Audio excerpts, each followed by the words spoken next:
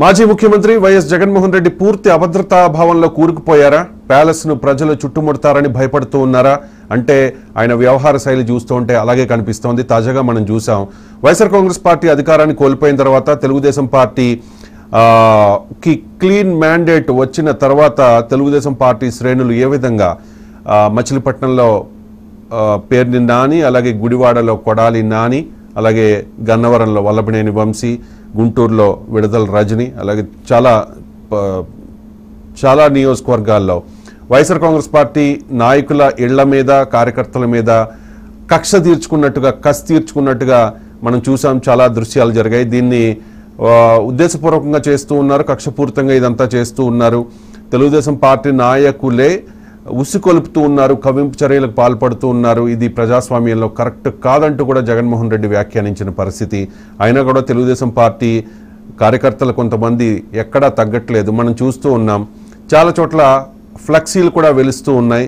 మీరు శపథాలు చేశారు కదా, ఏమైపోయారు అంటూ అనిల్ కుమార్ మీద, అలాగే చాలామంది మంత్రులు, మాజీ మంత్రుల మీద, ఎమ్మెల్యేల మీద ఫ్లెక్సీలు కూడా వెలుస్తోన్న పరిస్థితి కనిపిస్తోంది. ఎక్కడికక్కడ కొన్ని చోట్ల దాడులు జరుగుతూ ఉన్నాయి. ఇవి ఉద్దేశపూర్వకంగా జరుగుతూ ఉన్నాయని చెప్పి కొంతమంది చెబుతున్నప్పటికీ కూడా 5 ఏళ్లుగా జగన్మోహన్ రెడ్డి అండ్ బ్యాచ్ వల్ల పడ్డ ఇబ్బంది, ఇప్పుడు అన్రెస్ట్ ఏదైతే ఉందో ఇప్పుడు కసిగా మారుతోంది. ఆ ఆనందాన్ని తట్టుకోలేక అవన్నీ ఆ బాధల్ని ఇన్నాళ్ళు ఓర్చుకుని ఇప్పుడు వాళ్ళు దాడులకు దిగుతూ ఉన్నట్టుగా కొంతమంది చెప్తున్న పరిస్థితి. ఈ నేపథ్యంలోనే మనం చూసాం, చాలా అంటే అధికారం ఉన్నప్పుడు పోలీస్ భద్రత ఉంటుంది, ఎమ్మెల్యేగా కనీసం ఎమ్మెల్యేగా ఉన్నా కూడా భద్రత ఉంటుంది. కానీ కొడాలి నాని, పేర్ని నాని, వల్లభనేని వంశీ, ఇంకా విడతల రజని, ఇంకా చాలామంది ఉన్నారు. ఇలాంటి వాళ్ళందరికీ కూడా మినిమం సెక్యూరిటీ ఇప్పుడు లేదు. ఈ నేపథ్యంలో వాళ్ళందరూ కూడా వేరే వేరే ప్రాంతాల్లో దాచుకుంటూ ఉన్న పరిస్థితి. కొడాలి నాని హైదరాబాద్ వచ్చేశారు, పేర్ని నాని రీసెంట్గానే హైదరాబాద్ చేరుకున్నారు. వల్లభనేని వంశీ అక్కడ కౌంటింగ్ జరుగుతున్న టైంలోనే బయటకు వచ్చేసి ఫ్యామిలీతో సహా హైదరాబాద్ వచ్చేసిన పరిస్థితి. ఇలా చాలామందికి ఈ తరహా ఇబ్బంది తప్పకపోవచ్చు అనే అభిప్రాయంలో ఉన్నారు. వాళ్ళు సేఫ్ సైడ్ చూసుకుంటూ ఉన్న పరిస్థితి. కానీ జగన్మోహన్ రెడ్డి ఖచ్చితంగా తాడేపల్లిలోనే ఉండాలి, తాడేపల్లిలో ఉండి పార్టీ పనులు చూసుకోవాల్సి ఉంటుంది. ఇప్పటికే అభద్రతా భావంలో ఉన్న చాలామంది వైఎస్ఆర్ కాంగ్రెస్ పార్టీ ఎమ్మెల్యేలు, ఎమ్మెల్సీలు, రాజ్యసభ సభ్యులు, అలాగే లోక్సభ సభ్యులు, వీళ్ళందరికీ కూడా ధైర్యాన్ని నింపాల్సిన అవసరం కనిపిస్తోంది. ఇన్నాళ్ళు తాడేపల్లి ప్యాలెస్, తాడేపల్లి జగన్ కార్యాలయం వద్ద భారీగా పోలీసు భద్రత ఉండేది. అక్కడ సాధారణ పౌరులకు ఎట్టి పరిస్థితుల్లోనూ ప్రవేశం ఉండేది కాదు.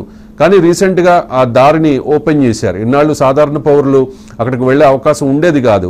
ఓపెన్ చేసిన తర్వాత జగన్మోహన్ రెడ్డి మీద కూడా ఏదైనా దాడి జరగవచ్చా అనే ఒక అభద్రతా భావమో లేకపోతే ముందు జాగ్రత్త వాట్ ఎవర్ 30 మంది ప్రైవేట్ గార్డుల్ని ఏర్పాటు చేసుకున్నారు తాడేపల్లి ప్యాలెస్కు భద్రతగా. సో వీరంతా కూడా సఫారీ దుస్తులు ధరించి నిన్న డ్యూటీలో చేరిన దృశ్యాలను మనం చూస్తూ ఉన్నాం. జగన్మోహన్ రెడ్డి అధికారంలో ఉండగా ఈ 5 ఏళ్ల పాటు కూడా ఆ తాడేపల్లి జగన్మోహన్ రెడ్డి నివాసానికి సంబంధించిన విజువల్స్ కానీ, కనీసం ఆ రోడ్లో మినిమం విజువల్స్ కూడా మీడియాకు చిక్కేవి కాదు. అక్కడ ఫుల్ రిస్ట్రిక్టెడ్ ఏరియా అది. కానీ ఇప్పుడు ఆ విజువల్స్ అన్ని కూడా ఒక్కొక్కటిగా బయటకు వస్తున్న పరిస్థితి. సీఎంగా ఉన్నప్పుడు జగన్ పరదాలు, బారిగేట్ల మధ్యనే తిరిగారు. పాతకాలపు తాడేపల్లిలోని రాజుల కోటను తలపించేలా ప్యాలెస్ కట్టుకున్నారు. అటువైపు వెళ్లే దారిని మూసేశారు. నిత్యం సుమారు 200 మందికి పైగా పోలీసులతో సెక్యూరిటీ ఏర్పాటు చేసుకున్నారు. అంతేకాదు ఇంటి వైపు ఎవరు కన్నెత్తి చూసే అవకాశమే లేకుండా దాదాపు 30 అడుగుల ఎత్తున దుర్భేద్యమైన ఇనుప ప్రహారీని కూడా నిర్మించుకున్నారు. తనకు, తన కుటుంబ సభ్యులకు దేశ విదేశాల్లో భద్రత కల్పించేందుకు ప్రత్యేక పోలీసు దళాన్ని కూడా ఏర్పాటు చేసుకున్న పరిస్థితి. ఇదంతా అధికారం ఉన్నప్పుడే. అధికారం కోల్పోయిన తర్వాత మ్యాక్సిమం ఈ సెక్యూరిటీ ఇటువంటివన్నీ కూడా కోల్పోవాల్సి వస్తుంది. ఇప్పుడు మనం ఎక్స్క్లూజివ్గా విజువల్స్ చూస్తూ ఉన్నాం. జగన్మోహన్ రెడ్డి తాడేపల్లి నివాసానికి సంబంధించిన విజువల్స్. అక్కడ నిన్న ఒక 30 మందికి పైగా ప్రైవేట్ సెక్యూరిటీని జగన్మోహన్ రెడ్డి నియమించుకున్నారు. వాళ్ళందరినీ కూడా తనిఖీ చేసి లోపలికి పంపిస్తూ ఉన్న దృశ్యాలని చూస్తూ ఉన్నాం. ప్రతిపక్ష హోదా కూడా ఇప్పుడు వైఎస్ఆర్ కాంగ్రెస్ పార్టీకి లేదు. గతంలో అంటే 2014లో 67 స్థానాలకు మాత్రమే వైఎస్ఆర్ కాంగ్రెస్ పార్టీ పరిమితమైనప్పుడు ప్రతిపక్ష హోదా ఉంది. ప్రతిపక్ష నేతగా ఆయనకి గవర్నమెంట్ నుంచి ఇవ్వాల్సిన సెక్యూరిటీ ఉండేది. కానీ ఇప్పుడు ప్రతిపక్ష హోదా లేదు. ఇప్పుడు అధికారంలో ఉన్న టీడీపీ పొరపాటును కూడా జగన్కి ప్రతిపక్ష నేత హోదా ఇవ్వదు కాబట్టి ఆయనకి సెక్యూరిటీని కుదించాల్సిన పరిస్థితి. ఇప్పటికైతే ఎన్ఎస్జీ భద్రత ఇచ్చారు, కానీ ఇక మీదట కొనసాగించే అవకాశం లేకపోవచ్చు.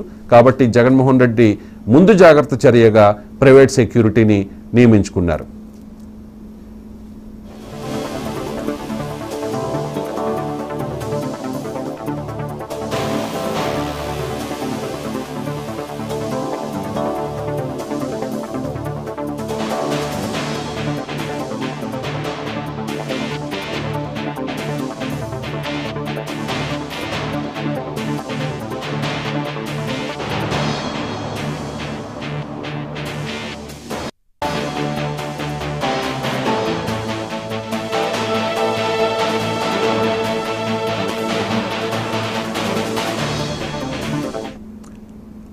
అది మనం ఎక్స్క్లూజివ్గా విజువల్స్ చూస్తూ ఉన్నాం. తాడేపల్లి జగన్ నివాసానికి సంబంధించిన విజువల్స్. ఇంతకాలం ఆ విజువల్స్ బయటకు రాలేదు.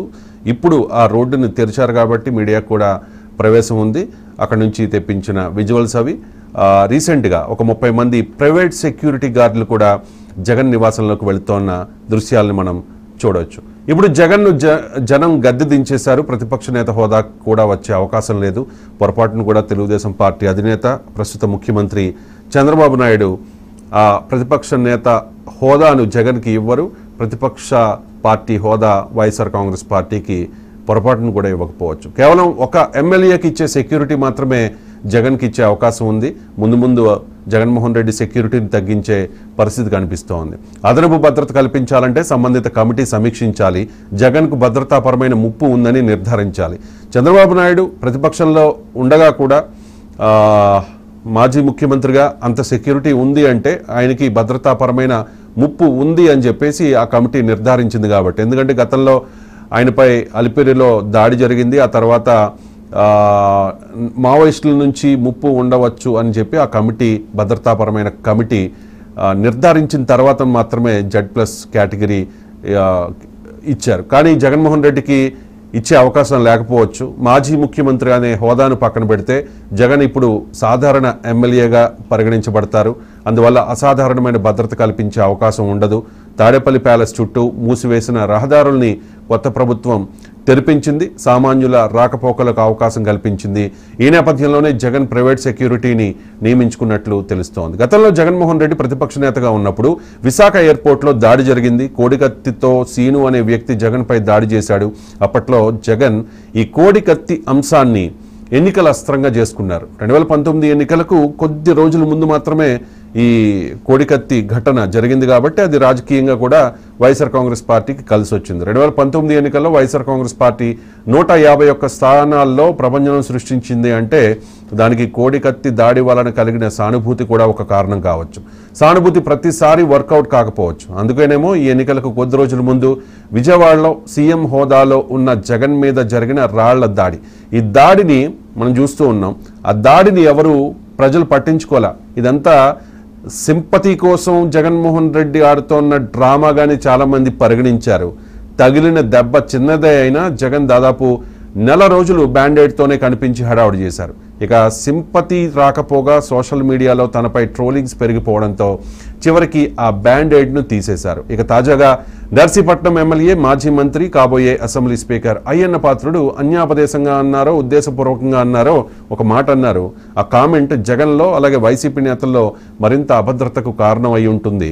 జగన్ ఓడిపోయాడు తప్ప చచ్చిపోలేదన్న అయ్యన్న వ్యాఖ్యలతో జగన్ శిబిరంలో ఆందోళన స్టార్ట్ అయినట్టుగా కనిపిస్తోంది.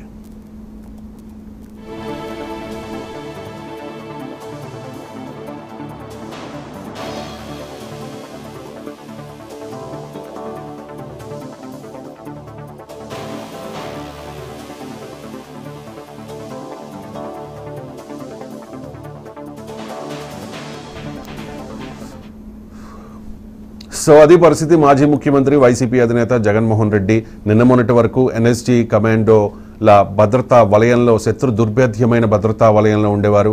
ఎక్కడికి వెళ్ళినా కూడా పరదాలుండేవి, రోప్ పార్టీలు ఉండేవి.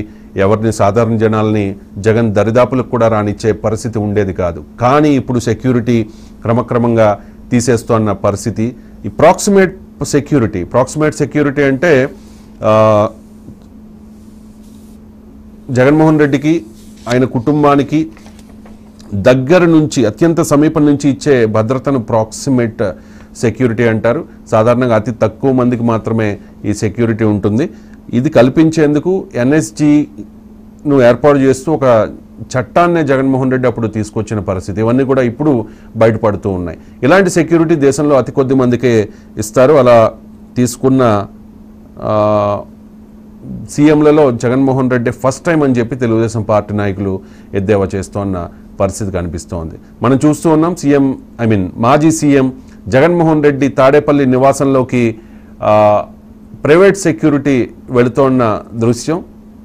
సో ఒకరి తర్వాత ఒకరి మీద దాడులు ఈ మధ్యకాలంలో పెరిగిపోతూ ఉన్నాయి. కొడాలి నాని, పేర్ని నాని, అలాగే వల్లభనేని వంశీ, విడతల రజనీ కార్యాలయాల మీద దాడులు జరిగాయి.